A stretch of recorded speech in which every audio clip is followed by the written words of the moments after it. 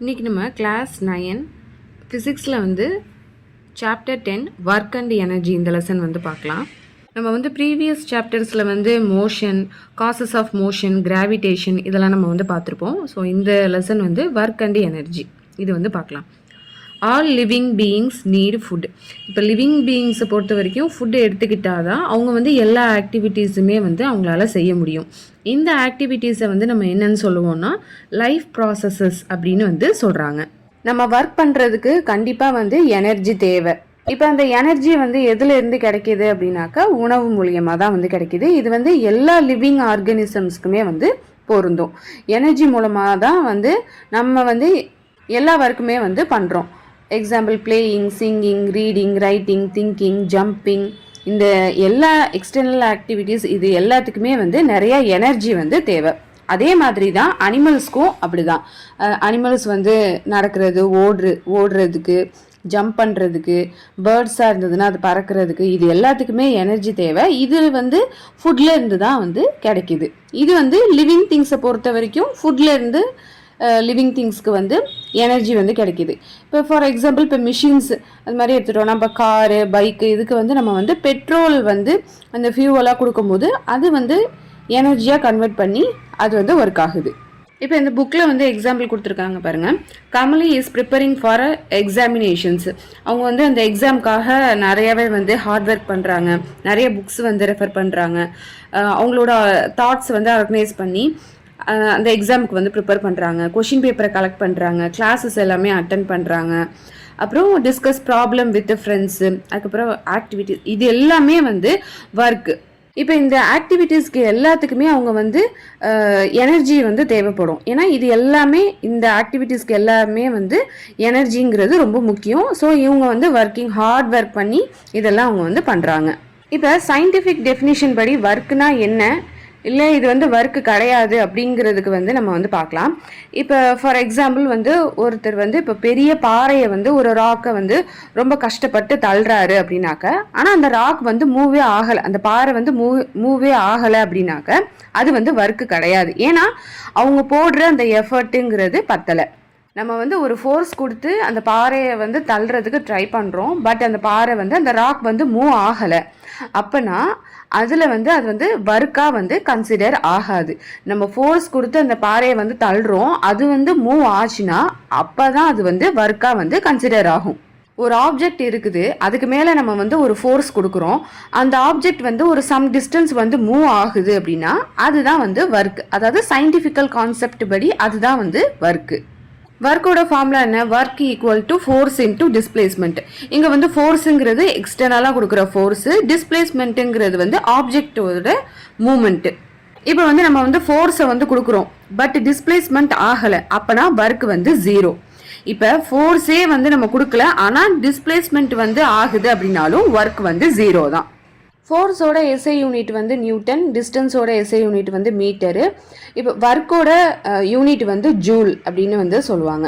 இதை வந்து நம்ம வந்து நியூட்டன் மீட்டர் அப்படின்னும் சொல்லலாம், ஜூல் அப்படின்னும் வந்து சொல்லலாம். ஒர்க்கோட யூனிட்டை வந்து நம்ம ஜூல்னு சொல்லலாம். ஜூலுங்கிறது வந்து அந்த ஒர்க் அண்ட் எனர்ஜியை வந்து கண்டுபிடிச்ச அந்த சயின்டிஸ்டோட இதை தான் ஹானர் பண்ணுறதுக்காக ஜூல்னு வந்து வச்சுருக்கிறாங்க. இல்லை அப்படின்னாக்கா நியூட்டன் மீட்டர்னும் நம்ம எழுதலாம். You stand still for a few minutes with a heavy load on your head. You get tired, you have exerted yourself and have spent quite a bit of your energy. அதாவது இதில் வந்து என்ன சொல்கிறாங்கன்னா, ஒரு heavy லோடை வந்து நீங்கள் வந்து தலையில் தூக்கி வச்சுட்டு ஃபியூ மினிட்ஸ் நீங்கள் வந்து நின்றுட்டே இருந்தாலும் நீங்கள் வந்து டயர்ட் ஆவீங்க, ஆனால் உங்களோட எனர்ஜியும் வந்து லாஸ் ஆகும். பட் என்னன்னா இதை வந்து சயின்டிஃபிக் இதுபடி இதை வந்து ஒர்க்கு அப்படின்னு வந்து சொல்ல முடியாது. அப்போ சயின்டிஃபிக் கான்செப்ட் படி ஒர்க்னா என்ன அப்படின்னு நமக்கு தெரியணும்ல. Work is said to be done, a moving object comes to rest. அதாவது ஒரு ஆப்ஜெக்ட் வந்து மூவ் ஆகிட்டே இருக்குது, அது வந்து சடனாக ரெஸ்ட்டுக்கு வருதுன்னா அப்போ அது வந்து ஒர்க் அப்படின்னு வந்து கன்சிடர் பண்ணுவாங்க. அதே மாதிரி ஒரு object at rest starts moving. அதாவது ஒரு ஆப்ஜெக்ட் வந்து ரெஸ்ட்டில் இருக்குது, அது வந்து மூவ் ஆகுது அப்படின்னா அதுவும் வந்து ஒர்க்கு தான். அதுக்கப்புறம் வெலாசிட்டி ஆஃபன் ஆப்ஜெக்டோட அந்த வெலாசிட்டி சேஞ்ச் ஆனாலும் அதுவும் ஒர்க்கு தான். அப்புறம் ஆப்ஜெக்டோட ஷேப் வந்து சேஞ்ச் ஆகுது அப்படின்னாலும் அது வந்து சயின்டிஃபிக் கான்செப்ட் படி அதுவும் வந்து ஒர்க்கு தான். அதாவது நம்ம வந்து ஒரு ஃபோர்ஸ் அப்ளை பண்ணும்போது அந்த ஆப்ஜெக்ட் வந்து மூவ் ஆச்சு அப்படின்னாக்கா அது ஒர்க்கு. இப்போ இதில் கண்டிஷன்ஸ் ஆஃப் ஒர்க் வந்து பார்க்கலாம். ஃபோர்ஸ் அப்ளை பண்ணுறோம், பாடி ஷுட் பி டிஸ்பிளேஸ்மெண்ட், அப்போனா அது வந்து இதுதான் வந்து கண்டிஷன்ஸ் ஆஃப் ஒர்க். இப்போ இதில் வந்து எக்ஸாம்பிள்ஸ் வந்து பார்க்கலாம். ஒரு சைக்கிளிஸ்ட் இருக்கிறாரு, அவர் வந்து பெடல் பண்ணுறாரு, சைக்கிளை வந்து பெடல் பண்ணுறாரு. ஸோ அது வந்து ஒர்க்கு. இப்போ வந்து ஒர்க் இல்லை அப்படின்னு எதை சொல்லுவோன்னா, ஒரு கூலி இருக்கிறாரு, அவர் வந்து தலையில் வந்து வெயிட்டை வந்து வச்சுட்டே இருக்கிறாரு, பட் ஸ்டில் ஸ்டேஷ்னரியாக தான் நின்றுக்கிட்டே தான் இருக்கிறாரு அப்படின்னாக்கா அந்த இடத்துல அதை வந்து ஒர்க்காக வந்து கன்சிடர் பண்ண மாட்டாங்க. Work equal to force into displacement. அதே மாதிரி work is a scalar quantity. இதுக்கு வந்து மேக்னிடியூட் மட்டும்தான் இருக்கும், டைரக்ஷன் வந்து இருக்காது. இதோட யூனிட் வந்து ஜூல் இல்லைனா நியூட்டன் மீட்டர். இப்போ புக்லேயே வந்து நிறையா எக்ஸாம்பிள்ஸ் வந்து கொடுத்துருக்குறாங்க பாருங்கள். ஒரு கேர்ள் வந்து ஒரு ட்ராலியை வந்து புல் பண்ணுறாங்க, இழுக்கும்போது அது வந்து அந்த ட்ராலி வந்து ஒரு சர்டைன் டிஸ்டன்ஸ் வந்து மூவ் ஆகுது. அப்போ the girl has exerted a force on the trolley, ஒரு ஃபோர்ஸ் வந்து கொடுக்குறாங்க அந்த ட்ராலியில், அண்ட் இட் இஸ் டிஸ்பிளேஸ்ட், அதாவது மூவ் ஆகுது. அப்போனா இது வந்து ஒர்க்காக வந்து கன்சிடர் பண்ணுவாங்க. நெக்ஸ்ட் எக்ஸாம்பிள் என்னென்னா, lift a book through a height to do this apply a force. இப்போ வந்து ஒரு புக்கை வந்து ஒரு சர்டன் ஹைட்டில் வந்து அந்த புக்கை வந்து லிஃப்ட் பண்ணுறாங்க. அப்போ அந்த புக்கு வந்து ஒரு சர்டன் ஹைட்டை வந்து ரீச் பண்ணுது. அப்போ இந்த இதுலேயும் என்ன ஆகுதுன்னா ஒர்க்கை வந்து சயின்டிஃபிக் கான்செப்ட் படி இதையும் வந்து ஒர்க் அப்படின்னு வந்து சொல்கிறாங்க.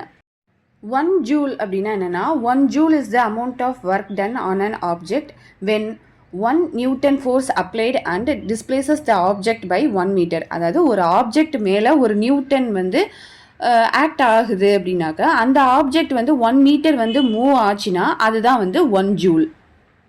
ஒர்க்கோட யூனிட் நம்ம ஆல்ரெடி சொல்லியிருக்கோம், நியூட்டன் மீட்டர் இல்லைனா ஜூல். இப்போ ஒர்க்கில் வந்து பாசிட்டிவ் ஒர்க், நெகட்டிவ் ஒர்க் அப்படின்னு இருக்கு. இதில் நம்ம வந்து எக்ஸாம்பிள்ஸோட பார்க்கலாம். ஒரு பேபி வந்து டேபிளில் உள்ள ஒரு டாய் காரை வந்து த்ரெட்டு மூலியமாக வந்து இழுக்கிறாங்க. அந்த டாய் வந்து அவங்க வந்து எந்த டைரக்ஷனில் இழுக்கிறாங்களோ அந்த டைரக்ஷனில் வந்து அந்த டாய் வந்து மூவ் ஆச்சு அப்படின்னாக்கா அது வந்து positive work.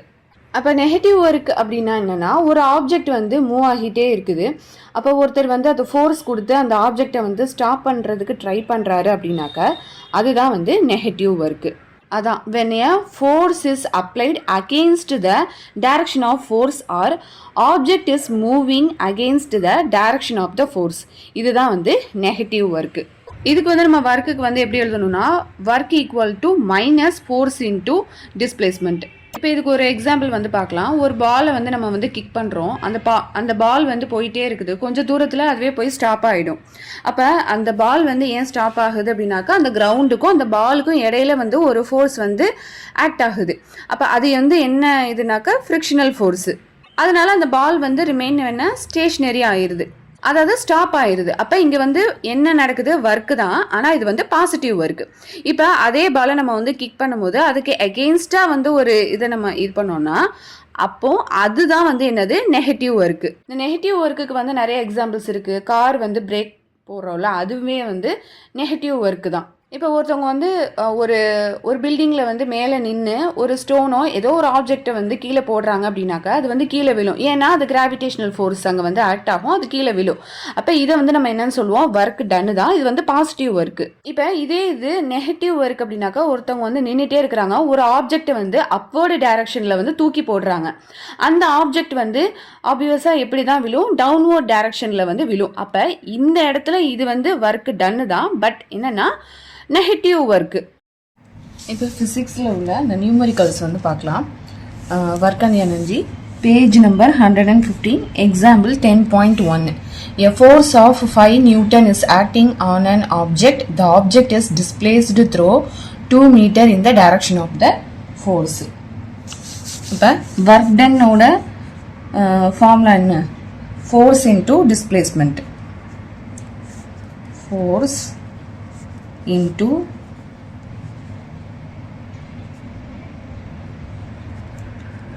distance. So force வந்து force என்னது 5 Newton. Force வந்து 5 Newton. Distance வந்து 2 meter. Distance வந்து 2 meter. அப்போ force வந்து 5 Newton into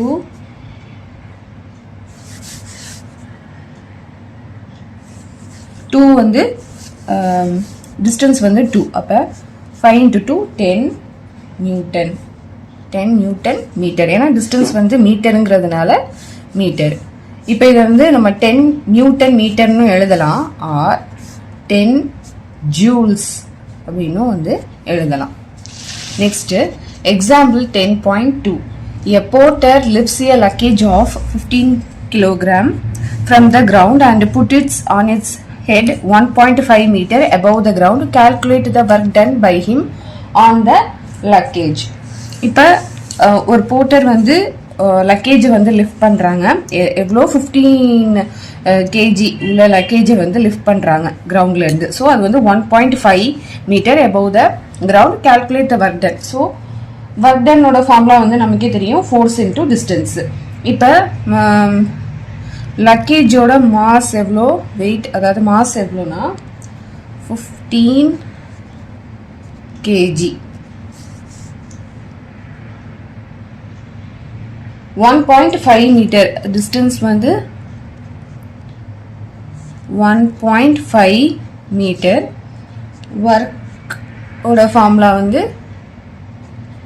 ஒர்க்கோட ஃபார்முலா வந்து force into distance. So force எவ்வளோ,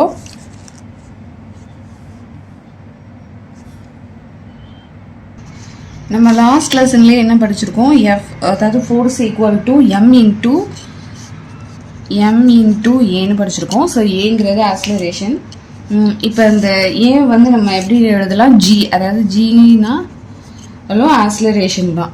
ஸோ ஆக்ஸலரேஷன்னா அதோட நியூமரிக்கல் வேல்யூ வந்து 9.81 மீட்டர் பெர் செகண்ட் ஸ்கொயர். இதை வந்து நம்ம அப்ராக்சிமேட்டாக 10ன்னு நம்ம எடுத்துக்கலாம். அப்ராக்சிமேட்டாக நம்ம வந்து 10 மீட்டர் பெர் செகண்ட் ஸ்கொயர்னு எடுத்துக்கலாம். So work equal to mg into d. m எவ்வளோ 15, g வந்து 10, அப்ராக்சிமேட்டாக நம்ம 10ன்னு எடுத்துருக்குறோம். அடுத்தது g வந்து எவ்வளோ, சாரி d வந்து எவ்வளோ 1.5, டிஸ்டன்ஸ் வந்து 1.5. ஸோ 15 இன்டூ 10 இன்டூ 1.5 நம்ம வந்து 15/10 நம்ம எழுதிக்கலாம். So 10 cancel, 15 into 15. அப்போ 15 sir 225 joules. So work equal to 225 joules. Next page number 115ல் உள்ள question.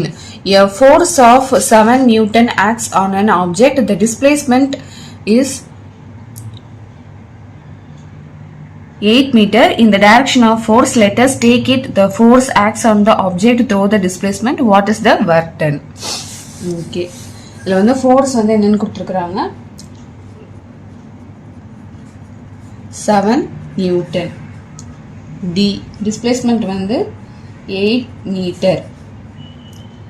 அப்போ work done equal to force into displacement.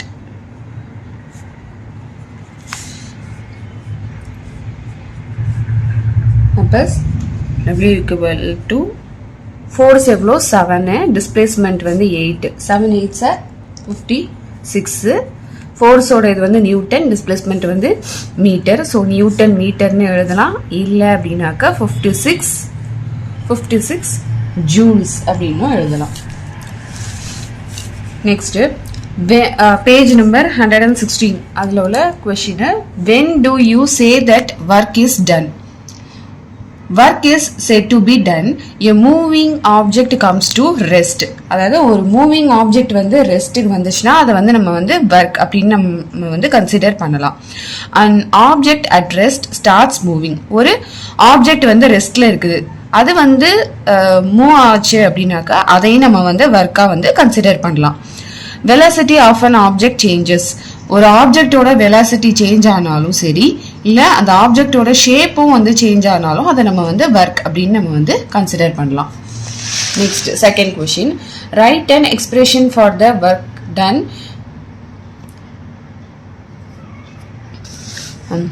Write an expression for the work done. When a force is acting on an object in the direction of its displacement, the work done when a force is acting on an object in the direction of its displacement. W equal to force into displacement. அதாவது work டன்னோட இந்த expressions வந்து கேட்குறாங்க. இந்த work done when a force is acting on an object, அதே அந்த டைரக்ஷனில் வந்து இப்போ ஒரு ட்ராலியை வந்து நம்ம பார்த்தோம்ல, ஒரு ட்ராலியை வந்து ஒரு பேபி வந்து இழுக்கிறாங்க. அது வந்து அவங்க இழுக்கிற அந்த டைரக்ஷனே அது வந்து போகுது, அந்த ட்ராலி வந்து போகுது அப்படின்னாக்க அது வந்து பாசிட்டிவ் ஒர்க். அப்போ W equal to force into displacement. Define 1 joule of work. இதுக்கு வந்து 1 joule is defined as the work done when a force of 1 Newton produces a displacement of 1 meter in the direction of applied force. அதாவது ஒரு object மேல ஒரு Newton force வந்து act ஆகி அந்த object வந்து 1 மீட்டர் வந்து மூவ் ஆச்சுன்னா அதை தான் நம்ம என்னன்னு சொல்றோம், 1 ஜூல் அப்படின்னு வந்து நம்ம சொல்றோம். Next, a pair of bullocks exerts a force of 140 Newton on a plow. The field being plowed is 15 meter long. How much work is done in plowing the length of the field? இப்போ வந்து இதில் வந்து 2 மாடு அது வந்து ஃபீல்டை வந்து flow பண்ணுறதுக்கு வந்து போகிறாங்க. ஸோ அதோட ஃபோர்ஸ் என்னன்னா 140 நியூட்டன். டிஸ்டன்ஸ் வந்து எவ்வளோ கொடுத்துருக்குறாங்க, 15 மீட்டர் வந்து மூவ் ஆகுது. ஸோ ஒர்க் டன் தான் வந்து கேட்குறாங்க, how much work done. So force into distance. So force equal to 140 into 15. 14 into 15, 5 4s are 20, 5 6 7 4 1 8 9 10 11.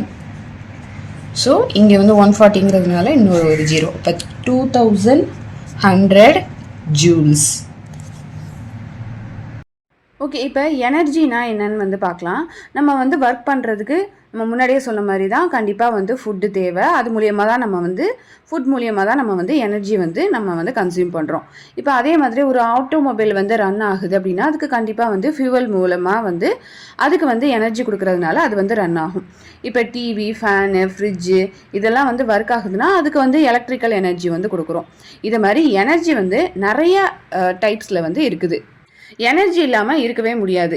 Energy வந்து டிமாண்ட் ஆகுது. ஏன் அப்படின்னாக்கா பாப்புலேஷன் இன்க்ரீஸ் ஆகல வந்து இது வந்து டிமாண்ட் ஆகுது. இப்போ பிக்கஸ்ட் சோர்ஸ் ஆஃப் எனர்ஜி அப்படிங்கிறது எது அப்படின்னாக்கா sun. Major source of energy வந்து எதுல இருந்து தான் கிடைக்குது, சன்ல இருந்து தான் கிடைக்குது. இதை தவிர geo thermal energy, tidal energy, wind energy இப்படின்னு நிறைய எனர்ஜி வந்து இருக்குது. இப்போ இந்த எனர்ஜிங்கிற வேர்டை வந்து நம்ம டெய்லி லைஃப்பில் வந்து நம்ம வெரி ஆஃபனாக நம்ம வந்து யூஸ் பண்ணுவோம். இப்போ எனர்ஜிக்கு வந்து ஒரு டெஃபினட் அந்த ஒரு ப்ரிசைஸ் மீனிங் வந்து சயின்டிஃபிக்காக வந்து இருக்குது. இப்போ எக்ஸாம்பிள்ஸ் வந்து பார்க்கலாம். ஒரு கிரிக்கெட் பால் இருக்குது, அதை வந்து நம்ம வந்து ஸ்டம்பில் அடிக்கும்போது அந்த ஸ்டம்ப் வந்து மூவ் ஆகுதுல்ல, அதே மாதிரி ஒரு மூவிங் ஆப்ஜெக்ட் வந்து அந்த காற்று அடிக்கும்போது அந்த டர்பைனோட அந்த பிளேடு வந்து ரொட்டேட் ஆகுது. அப்புறம் ஒரு ஹேமரை வந்து நம்ம கொஞ்சம் தூக்கி அதை வந்து நம்ம அடிக்கிறோம், அப்புறம் அதை ரிலீஸ் பண்ணுறோம். ஒரு ஆப்ஜெக்டோட வந்து இன்க்ரீஸ் பண்ணும்போது அந்த மூவிங் ஆப்ஜெக்ட்டுக்கு வந்து என்ன ஆகுதுன்னா எனர்ஜி வந்து கிடைக்குது. And object having a capacity to do work, it is said to be possess energy. ஒரு ஆப்ஜெக்ட் வந்து ஒர்க் செய்கிறதுக்கு வந்து அதுக்கு கேப்பபிளாக இருந்துச்சு அப்படின்னா அதுக்கு கண்டிப்பாக வந்து எனர்ஜி வந்து இருக்கணும். இப்போ எந்த ஆப்ஜெக்ட் வந்து ஒர்க் பண்ணுச்சோ அதுக்கிட்ட வந்து அந்த எனர்ஜி வந்து லாஸ் ஆகும். இப்போ அந்த எந்த ஆப்ஜெக்ட் மூலியமாக ஒரு ஆப்ஜெக்ட் வந்து அந்த எனர்ஜி வந்து கிடைக்குதோ அதுக்கு வந்து என்ன ஆகும், அந்த ஆப்ஜெக்ட் வந்து எனர்ஜி வந்து கெயின் ஆகும். அதாவது ஒரு கிரிக்கெட் பாலை எடுத்து நம்ம வந்து ஸ்டம்பில் அடிக்கிறோம், அப்போ அந்த கிரிக்கெட் பால் வந்து எனர்ஜி வந்து லாஸ் ஆகும். அதே மாதிரி அந்த ஸ்டம்புக்கு வந்து எனர்ஜி வந்து கெயின் ஆகும். இப்போ சுத்தியலை வச்சு நம்ம வந்து ஆணியை வந்து அடிக்கிறோம், அப்போ சுத்தியலில் வந்து எனர்ஜி வந்து லாஸ் ஆகுது, ஆணியில் வந்து எனர்ஜி வந்து கெயின் ஆகுது. ஒரு ஆப்ஜெக்ட் வந்து ஒர்க் பண்ணும்போது அது வந்து ஃபோர்ஸை வந்து இன்னொரு ஆப்ஜெக்ட் மேலே கொடுத்துச்சு அப்படின்னா அது வந்து அந்த எனர்ஜி என்ன ஆகுதுன்னா டிரான்ஸ்ஃபர் ஆகுது. ஒர்க்னா என்னன்னா ஒரு ஃபோர்ஸாக நம்ம அப்ளை பண்ணும்போது அந்த ஆப்ஜெக்ட் மூவ் ஆகுதுன்னா அதுதான் ஒர்க். எனர்ஜி அண்ட் ஒர்க் இதுக்கான யூனிட் வந்து ரெண்டுத்துக்குமே வந்து சேம் தான், ஜூல் தான். 1 joule is energy required to do 1 joule of work. இப்போ எனர்ஜி வந்து நிறையா வந்து ஆகுது, தேவைப்படுது அப்படின்னாக்கா அது வந்து கிலோ ஜூல் அப்படின்னு வந்து சொல்கிறாங்க. அதாவது 1 kilo joule equal to 1000 joules. இப்போ ஃபார்ம்ஸ் ஆஃப் எனர்ஜி வந்து பார்க்கலாம். Mechanical energy. இந்த மெக்கானிக்கல் எனர்ஜியில் வந்து potential energy plus kinetic energy சேர்ந்து தான் வந்து மெக்கானிக்கல் எனர்ஜி. அதுக்கப்புறம் heat energy, chemical energy, electrical energy, light energy அப்படின்னு நிறையா ஃபார்ம்ஸில் வந்து இருக்குது. ஜேம்ஸ் பிரெஸ்காட் ஜூல் இவர் வந்து ஒரு பிரிட்டிஷ் ஃபிசிஸ்ட்டு. இவர் வந்து இந்த எலக்ட்ரிசிட்டி அண்ட் தெர்மோடைனமிக்ஸ் ஃபீல்டில் வந்து ரிசர்ச் நிறையா பண்ணியிருக்கிறாரு. அந்த ஹீட்டிங் எஃபெக்ட் பேஸ் எக்ஸ்பிரிமெண்ட்ஸ் இதெல்லாம் வந்து நிறையா வந்து செஞ்சுருக்கிறாரு. அதுக்கப்புறமா law of conservation of energy அதுலேயும் வந்து நிறையா எக்ஸ்பிரிமெண்ட்ஸ்லாம் பண்ணதுனால ஹீட் எப்படி வந்து மெக்கானிக்கல் ஒர்க்காக வந்து எப்படி கன்வெர்ட் ஆகுது அதிலலாம் வந்து அவர் நிறையா வந்து ரிசர்ச் பண்ணியிருக்கிறாரு. அப்போ அந்த ஒர்க் அண்ட் எனர்ஜியை வந்து இவர் தான் வந்து கண்டுபிடிச்சதுனால இவரை வந்து ஹானர் பண்ணுறதுக்கு இதாக வந்து சேம் யூனிட்டை வந்து கொடுக்குறாங்க. அதாவது இவரோட பேரே வந்து அந்த ஒர்க்கும் எனர்ஜிக்கும் வந்து ஜூல் அப்படிங்கிறத வந்து கொடுக்குறாங்க. இப்போ எனர்ஜியோட டெஃபினிஷன் வந்து பார்க்கலாம். The capacity of doing work is known as energy. The amount of energy possessed by a body is equal to the amount of work it can do. Working body loses energy. Body on which work is done it gains energy. It is a scalar quantity. The SI unit of energy is joule. Biggest unit நம்ம என்னன்னு சொல்லுவோம், kilo joule அப்படின்னு சொல்லுவோம். 1 kilo joule equal to 1000 joules.